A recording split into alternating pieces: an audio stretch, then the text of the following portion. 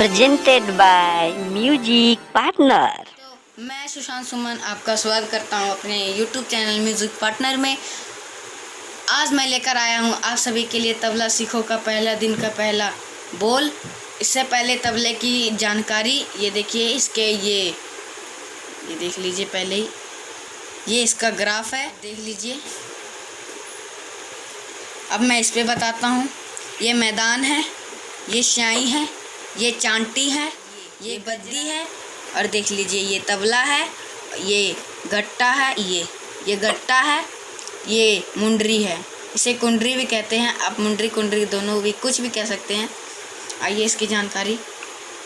इसके कुछ बोल हैं, ठेके के बोल, जो आपको शुरू में जैसे शुरू में आपको बजाने होंगे। उसके लिए आपके यहाँ पहले ऐसे आपको ऐसे बजाना है। इस तरह से आपको ना ना ना बजाना है 4 बार।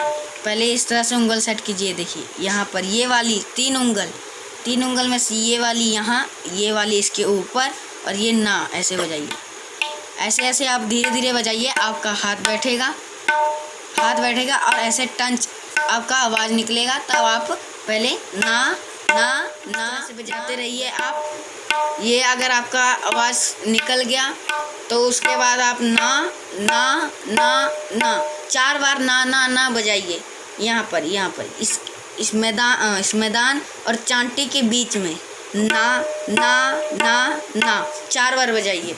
उसके बाद जब ये कंप्लीट हो जाए तो आप यहाँ चांटी पे बजाइए ता ता ता ता ता 4 बार ये बजाइए गिन के।